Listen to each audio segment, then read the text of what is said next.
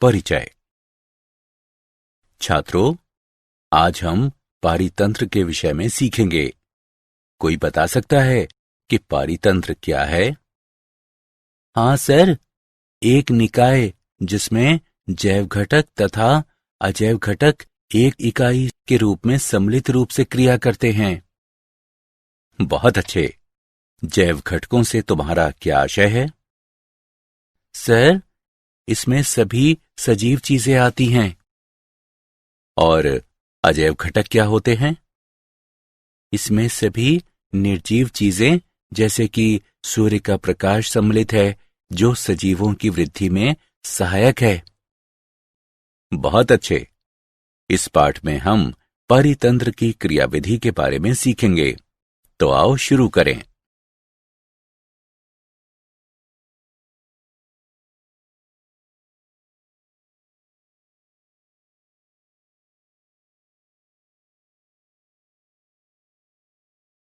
उद्देश्य।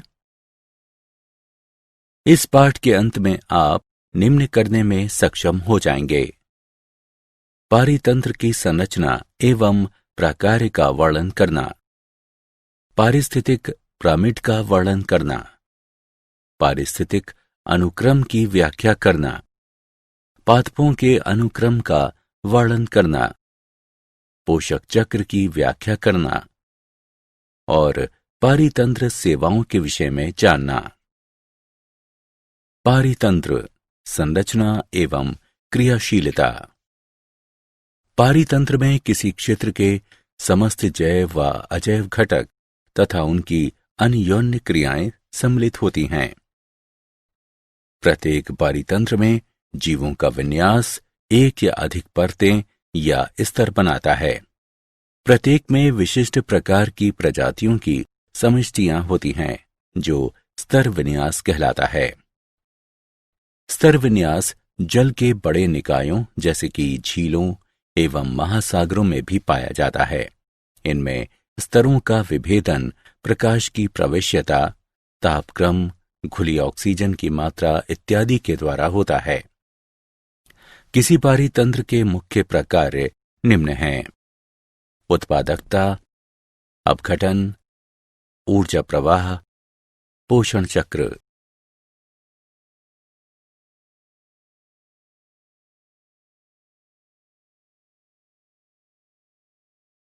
उत्पादकता।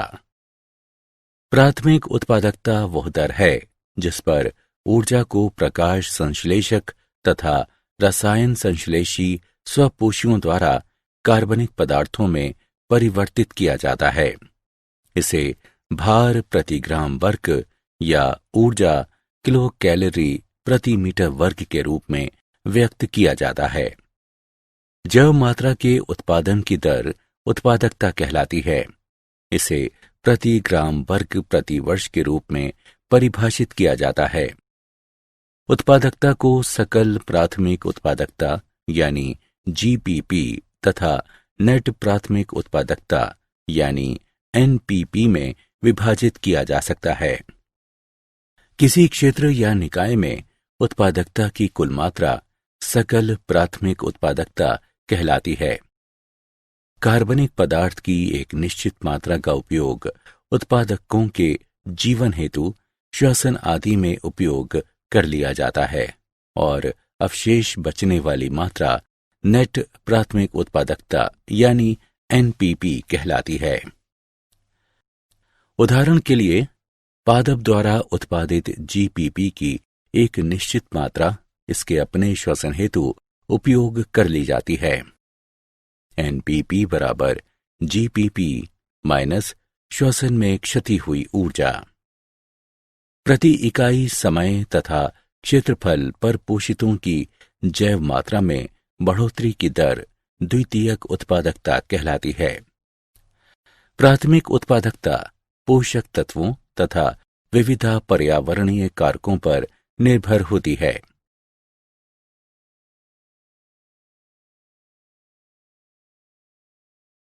अपघटन।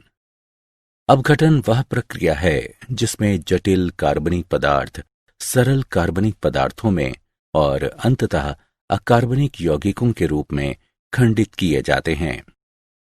अपरद अपघटन हेतु कच्ची सामग्री होती है। अपरदाहारी ऐसे जीव होते हैं जो अपरद से आहार प्राप्त करते हैं और इसे सरल यौगिकों में विखंडित कर देते हैं। अपघटन के निम्न चरण होते हैं। खंडन, ये अपरद को सरल यौगिकों में विखंडित करने की प्रक्रिया है। निक्षालन, यह प्राकृतिक प्रक्रिया है जिसके द्वारा जल में विलय पदार्थ जैसे कि उर्वरक, कीटनाशी आदि खुलकर मृदा या अपशिष्टों से बाहर चले जाते हैं। अपचय, एंजाइमों द्वारा अपरद को सरल कार्बनिक यौगिकों में और फिर अकार्बनिक यौगिकों में परिवर्तित किया जाना अपचय कहलाता है। ये एंजाइम जीवाणुओं एवं कवकों जैसे अपघटकों द्वारा स्रावित होते हैं।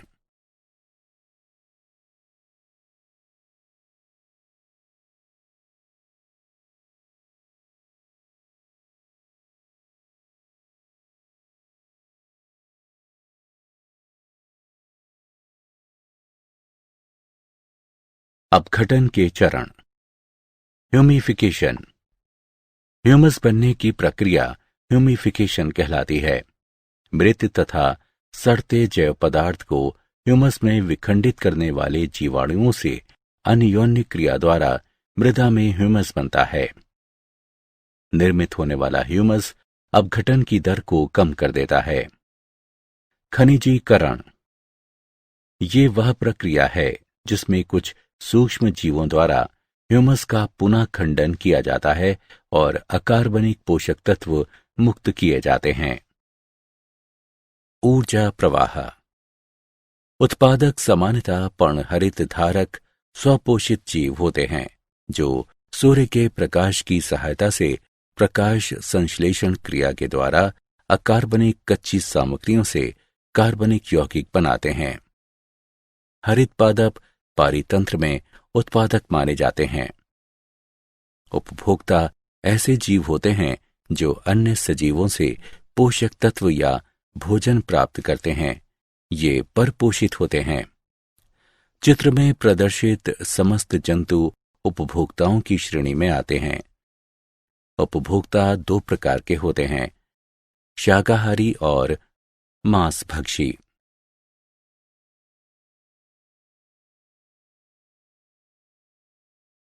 शाकाहारी, शाकाहारी शाकाहारी पादपों से सीधे अपना आहार प्राप्त करते हैं।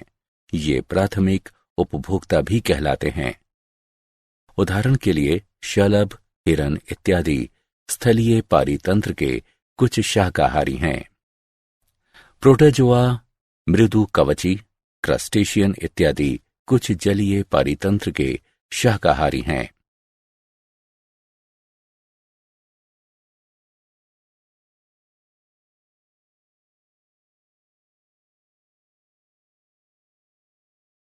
मांसाहारी, मांसभक्षी। मांसभक्षी ऐसे जंतु होते हैं जो अन्य जंतुओं का आहार या शिकार करते हैं। शाकाहारियों से आहार प्राप्त करने वाले मांसभक्षी प्राथमिक मांसभक्षी या द्वितीयक उपभोक्ता कहलाते हैं, जैसे कि मेंढक, पक्षी, लोमड़ी, बिल्ली इत्यादि। जो जंतु प्राथमिक मांसभक्षियों से आहार प्राप्त करते हैं वे द्वितीयक मांसभक्षी या तृतीयक उपभोक्ता कहलाते हैं, जैसे कि उल्लू, मोर, चीता, शेर इत्यादि। द्वितीयक उपभोक्ताओं का कुछ बड़े मांसभक्षियों द्वारा शिकार कर लिया जाता है। ये तृतीयक उपभोक्ता कहलाते हैं। बड़े मांसभक्षी जैसे कि शेर, चीता इत्यादि जिनका शिकार नहीं किया जा सकता, वे खाद्य श्रृंखला में शीर्ष स्थान धारण करते हैं और शीर्ष मांसभक्षी कहलाते हैं। पादपों एवं जंतुओं दोनों का उपभोग करने में सक्षम जंतु सर्वाहारी कहलाते हैं, जैसे कि मनुष्य। अपमार्जक मृतोपजीवी सूक्ष्म जीव जैसे कि जीवाणु और कवक इत्यादि होते हैं, जो उत्पादकों तथा उपभोक्ताओं के मृत शरीरों व उनके कार्बनिक अपशिष्टों से अपना भोजन प्राप्त करते हैं। अपमार्जकों को प्रायः उनके छोटे आकार के कारण सूक्ष्म उपभोक्ता भी कहा जाता है। स्रोत से पादपों में ऊर्जा का स्थानांतरण, जो सजीवों की एक श्रृंखला के माध्यम से आहार लेने और आहार बन जाने की प्रक्रिया द्वारा होता है, वह खाद्य श्रृंखला कहलाता है। चारण खाद्य श्रृंखला सदैव हरित पादपों से आरंभ होकर तृतीयक उपभोक्ता स्तर तक जाती है और हरित पादप सौर ऊर्जा को अवशोषित करने वाले पहले सजीव होते हैं, जबकि अपरद खाद्य श्रृंखला अपरदहारियों से आरंभ होती है। इस खाद्य श्रृंखला में जीवाणु और कवक प्रथम होते हैं। किसी पारिस्थितिक समुदाय में खाद्य श्रृंखलाओं का अन्योन्य संबंध खाद्य जाल कहलाता है।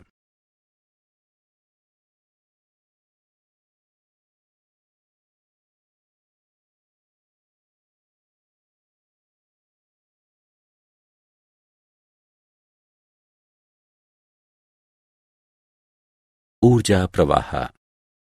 पोषी स्तर। खाद्य श्रृंखला में अपने आहार संबंधों के अनुसार जीव एक स्थान ग्रहण करते हैं जो उनका पोषी स्तर कहलाता है। सूर्य तथा पोषक तत्वों से ऊर्जा उत्पन्न करने वाले पादप प्रथम पोषी स्तर पर होते हैं। इसके पश्चात पादप खाने वाले शाकाहारी द्वितीय पोषी स्तर पर आते हैं। तीसरे स्तर पर प्राथमिक मांसभक्षी आते हैं, क्योंकि वे शाकाहारियों को खाते हैं। चौथे स्तर पर द्वितीयक मांसभक्षी आते हैं, क्योंकि वे प्राथमिक मांसभक्षियों को खाते हैं। विभिन्न पोषी स्तरों में किसी दिए गए समय पर उपस्थित सजीव सामग्री की मात्रा स्थित शस्य कहलाती है। उत्तरवर्ती पोषी स्तरों के साथ ऊर्जा प्रवाह की मात्रा घटती जाती है।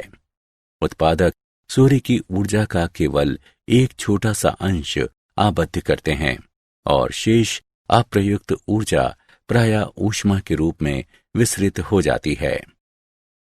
उत्पादकों के सकल उत्पादन या सकल प्राथमिक उत्पादन यानी जीपीपी में आबद्ध ऊर्जा का भाग उनकी स्थित शस्य श्वसन के रखरखाव के लिए और शाकाहारियों को भोजन उपलब्ध कराने के लिए किया जाता है।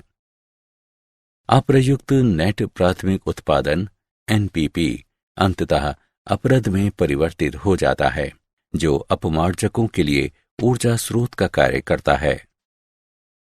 शाकाहारी मांसाहारियों को ऊर्जा प्रदान करते हैं और अप्रयुक्त ऊर्जा अपमार्जकों को प्रेषित हो जाती है।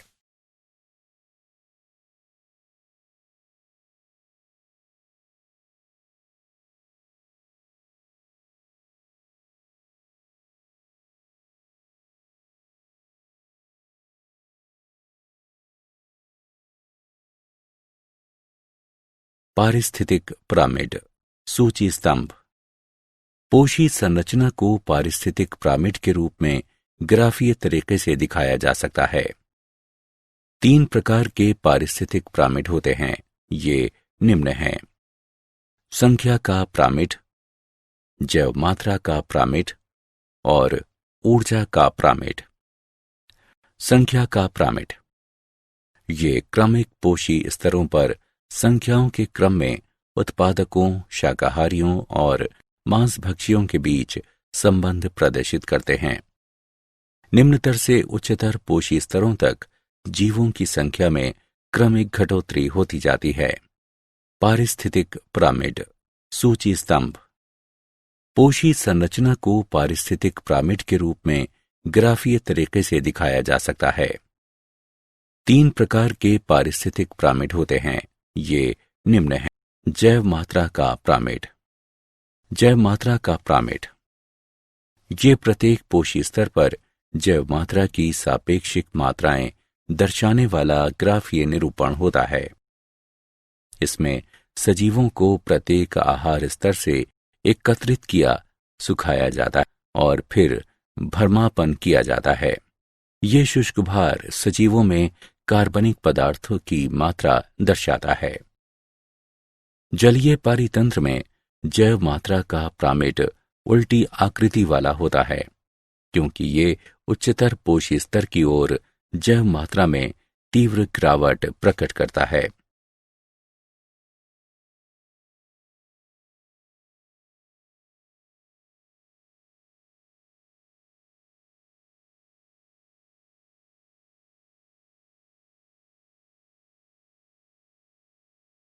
ऊर्जा का प्रामिड।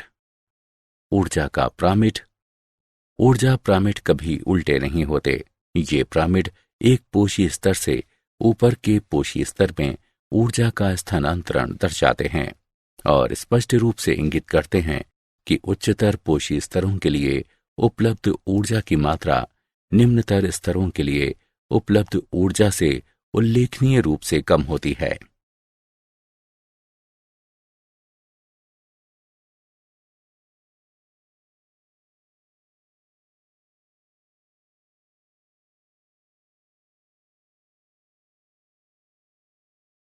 पारिस्थितिक अनुक्रमण।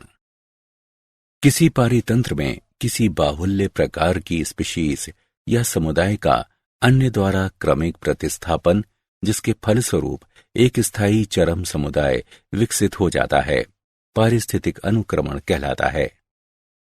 पारिस्थितिक समुदायों का संपूर्ण क्रम, जो आरंभिक स्थिति से लेकर चरम तक किसी क्षेत्र में क्रमिक रूप से स्थान घेरता है, क्रमक कहलाता है। अनुक्रमण की विशेषताएं। ये अस्थायी जैव समुदाय से स्थायी जैव समुदाय की ओर प्रगति करने, अर्थात पर्यावरण से पूर्ण समायोजन करने की परिवर्तित रखता है। इसके क्रमक स्तर इतने नियमित व निर्देशित होते हैं कि पारिस्थितिकविद प्रायः भावी समुदायों के क्रम का पूर्व अनुमान कर सकते हैं। क्रमिक क्रमक स्तरों में स्पीशीज की विविधता, कुल जैव मात्रा, विशेष विशिष्टीकरण तथा मृदा में ह्यूमस मात्रा में वृद्धि की प्रवृत्ति होती है। इसमें सरल खाद्य श्रृंखलाओं से जटिल खाद्य जालों की ओर प्रगति की प्रवृत्ति होती है। वास स्थलों में जलीय या शुष्क दशाओं से समाद्र शुष्क मैसिक दशाओं में परिवर्तित होने की प्रवृत्ति होती है। पादपों एवं जंतु समुदायों का अनुक्रमण समानांतर चलता है, हालांकि पादप अनुक्रमण आसानी से दृश्यमान होता है।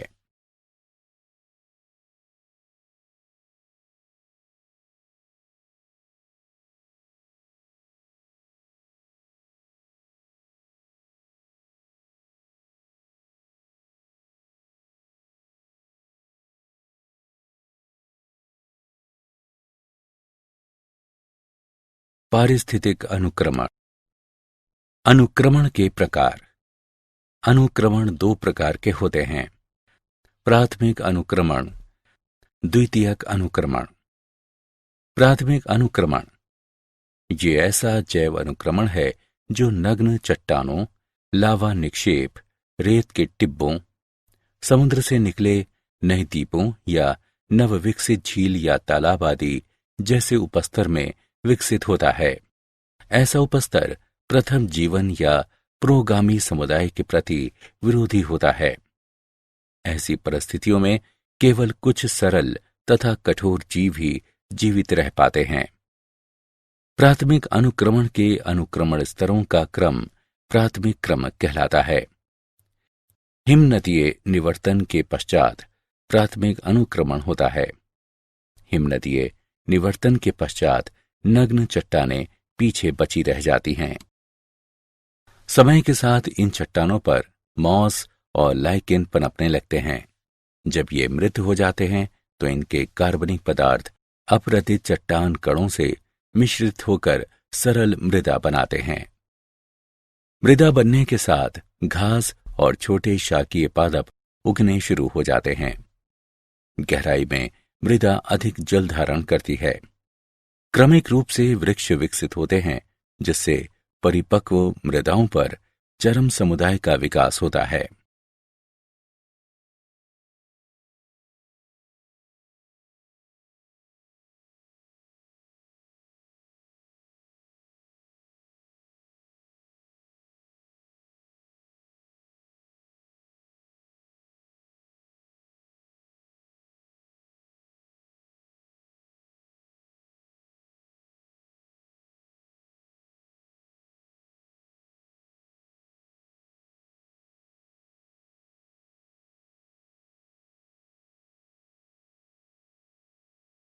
पारिस्थितिक अनुक्रमण। द्वितीयक अनुक्रमण ये एक जैव अनुक्रमण होता है जो ऐसे क्षेत्र में होता है जो पूर्व प्रचलित जैव समुदायों के आग, सूखे, भूस्खलन, भूकंप इत्यादि के कारण नष्ट हो जाने के उपरांत रिक्त हो जाता है और जहां कुछ मात्रा में सूक्ष्म जीव व पर्याप्त मात्रा में कार्बनिक पदार्थ बच जाते हैं। अवशिष्ट प्रजातियां उस क्षेत्र में घुसने वाली कुछ नई प्रजातियों के साथ मिलकर एक नए समुदाय को उत्पन्न करती हैं। समुदाय में क्रमक परिवर्तन होते हैं और अंततः एक जलवायविक चरम समुदाय का उदय होता है। द्वितीयक अनुक्रमण स्तरों का क्रम द्वितीयक अनुक्रमण कहलाता है। पादपों का अनुक्रमण। पादपों में अनुक्रमण के 7 स्तर होते हैं। प्लवक स्तर। प्लवकों के बीजाणु वायु या जंतुओं के माध्यम से नवनिर्मित जल निकाय तक पहुंच जाते हैं। प्लवक स्तर में मुख्यतः सूक्ष्म स्वपोषी सजीव जैसे कि हरित, फ्लैकलेट्स, डायटम्स और क्यानोबैक्टीरिया आते हैं। ये फाइटोप्लैंक्टन यानी पादप प्लवक कहलाते हैं। पादप प्लवकों की समष्टि प्राणी मंद प्लवकों यानी जूप्लैंक्टन से संतुलित होती है जो पादप प्लवकों को खाते हैं। पादप प्लवकों की मृत्यु और अपघटन सिल्ट से मिश्रित होकर तालाब के तल में नर्म कीचड़ बनाता है जो अगले क्रमक स्तर की समृद्धि हेतु अनुकूल होता है। जड़ युक्त निमग्न यानी जड़ीय जलोद्भिद स्तर। कार्बनिक पदार्थ से मिश्रित नर्म कीचड़ निमग्न पादपों जैसे कि पोटेमोगेटन, हाइड्रिला, वेलिसनेरिया, यूट्रिक्युलेरिया, जेनिचेलिया इत्यादि की समृद्धि के अनुकूल होता है। इनकी जड़ें कीचड़ में होती हैं और पानी से भरी रहती हैं। पादपों के आसपास सिल्ट और रेत का संचय जल निकाय को उथला बनाता है। निमग्न पादपों की मृत्यु और अपक्षय नवनिर्मित मृदा को ह्यूमस से समृद्ध करता है। इससे यह क्षेत्र निमग्न पादपों के लिए कम उपयुक्त हो जाता है और अगले क्रमक स्तर के लिए अधिक उपयुक्त हो जाता है। प्लावी स्तर यानी प्रातृण। क्षेत्र में तैरते स्थिरक पादपों जैसे कि निम्फिया, नेलुम्बो इत्यादि की प्रजातियां घुस आती हैं। ये पादप जल को खनिज एवं कार्बनिक पदार्थों से समृद्ध कर देते हैं। कुछ मुक्त प्लावी प्रजातियां जैसे कि Azolla, Lemna, Wolffia, Pistia, Spirodela, Eichhornia इत्यादि भी यहां प्रकट हो जाती हैं। प्लावी स्तर की तीव्र समृद्धि होने से तल और मोटा होता है तथा परिधि पर जल उथला हो जाता है। नरकुल अनूप स्तर। जलथलीय पादप जैसे कि टाइफा, फ्रैगमेटिस, सेगिटेरिया, स्क्रिप्स इत्यादि क्षेत्र में प्लावी पादपों को प्रतिस्थापित कर देते हैं। ये पादप प्रचुर मात्रा में कार्बनिक पदार्थ उत्पन्न करते हैं तथा जल की विशाल मात्रा को छानते हैं। ये पादप तलछटीय सामग्री व ह्यूमस को संचित करते हुए तट निर्मित करते हैं। उपस्तर अब दलदली भूमि में बदल जाता है। कच्छ शातवल स्तर। जल निकाय के दलदली तट पर कैरेक्स, साइपेरस और जंकस इत्यादि प्रजातियां आ जाती हैं।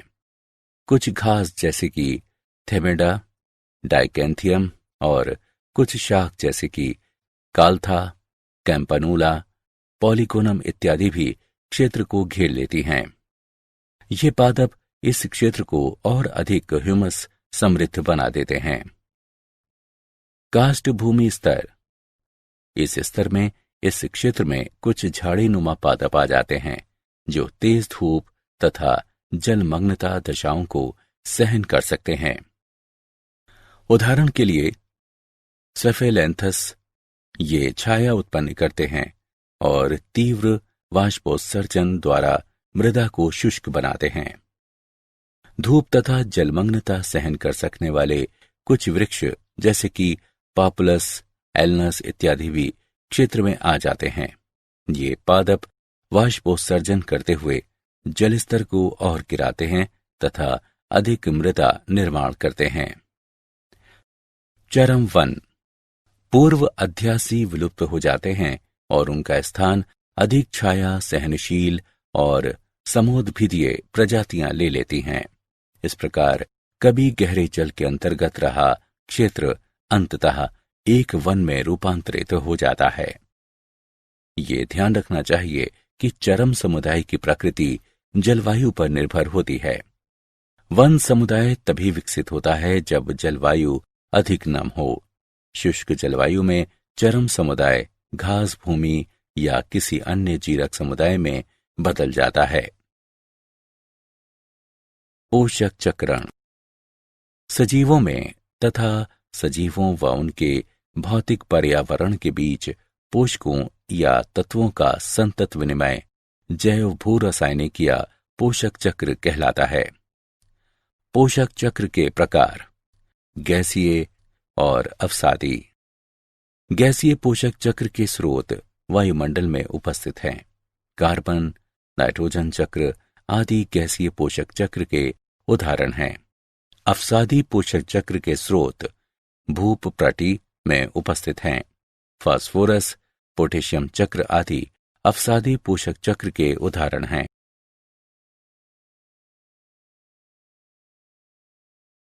पारितंत्र कार्बन चक्र सभी सजीव कार्बन से बने होते हैं। कार्बन महासागरों, वायु और चट्टानों में भी पाया जाता है। वायुमंडल में कार्बन, कार्बन डाइऑक्साइड गैस में ऑक्सीजन से जुड़ा रहता है। पादप कार्बन डाइऑक्साइड तथा सूर्य के प्रकाश का उपयोग करके अपना भोजन बनाते हैं और वृद्धि करते हैं। समय के साथ पादपों की मृत्यु हो जाती है और वे भूमि के अंदर दब जाते हैं, जो लाखों वर्षों का समय बीतने के साथ कार्बन से बने जीवाश्म ईंधनों जैसे कि कोयले और तेल में बदल जाते हैं। जब मनुष्य जीवाश्म ईंधन जलाते हैं तो अधिकांश कार्बन कार्बन डाइऑक्साइड के रूप में तीव्रता से वायुमंडल में प्रवेश कर जाता है। कार्बन डाइऑक्साइड एक हरित गृह गैस है और वायुमंडल में ऊष्मा आबद्ध कर लेती है। इसके तथा अन्य हरित गृह गैसों के बिना पृथ्वी एक जमा हुआ जगत बन जाएगी। लेकिन मनुष्यों ने इतना अधिक ईंधन जलाया है कि अब वायु में कार्बन डाइऑक्साइड की मात्रा उससे 30% अधिक है, जितनी ये 150 वर्ष पहले थी। इससे पृथ्वी दिनों दिन गर्म होती जा रही है।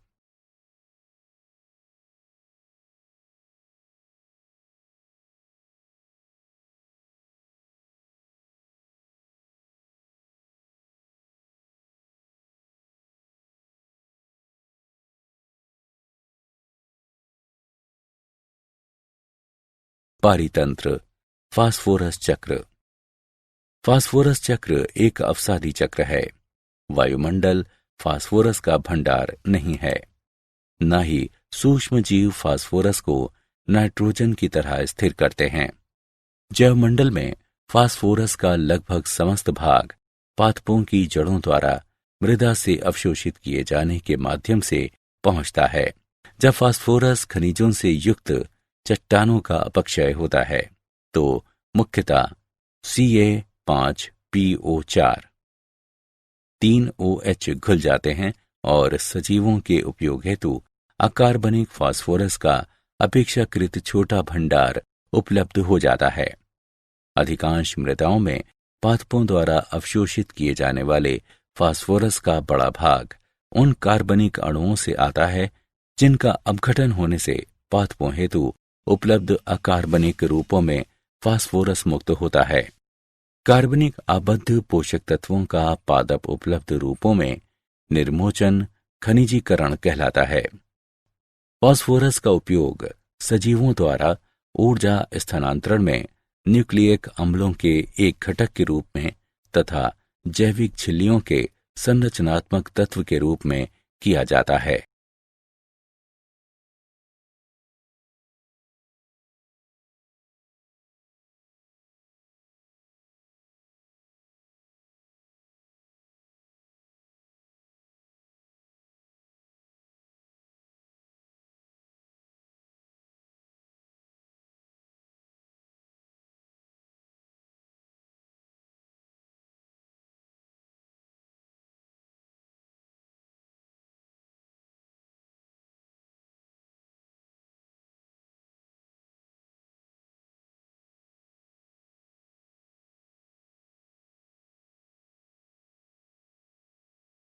पारितंत्र सेवाएं। पारितंत्र निम्न सेवाएं प्रदान करता है: वायुमंडल के गैसीय संघटकों का रखरखाव करना, वनों एवं महासागरीय तंत्रों द्वारा जलवायु नियंत्रण, प्राकृतिक कीट नियंत्रण, मृदा का निर्माण एवं संरक्षण, जल का संरक्षण एवं शोधन, पोषक चक्रण इत्यादि।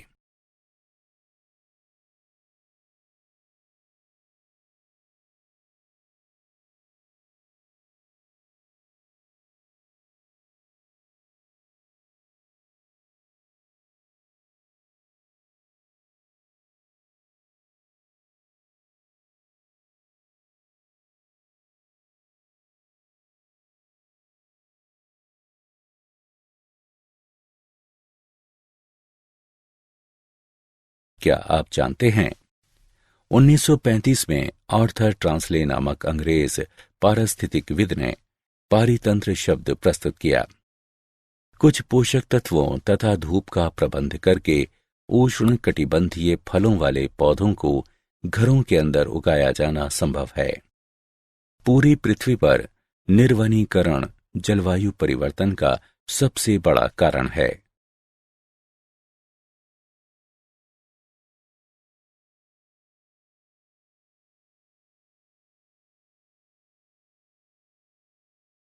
सारांश।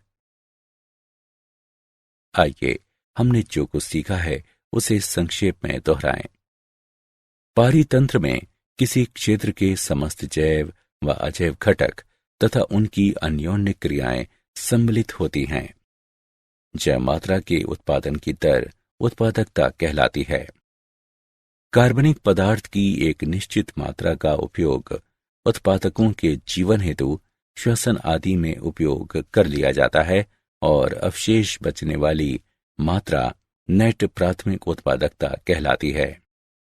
एनपीपी बराबर जीपीपी माइनस श्वसन में क्षति हुई ऊर्जा। अपघटन वह प्रक्रिया है जिसमें जटिल कार्बनिक पदार्थ सरल कार्बनिक पदार्थों में और अंततः अकार्बनिक यौगिकों के रूप में खंडित किए जाते हैं। शाकाहारी पादपों से सीधे अपना आहार प्राप्त करते हैं। मांसभक्षी ऐसे जंतु होते हैं जो अन्य जंतुओं का आहार या शिकार करते हैं।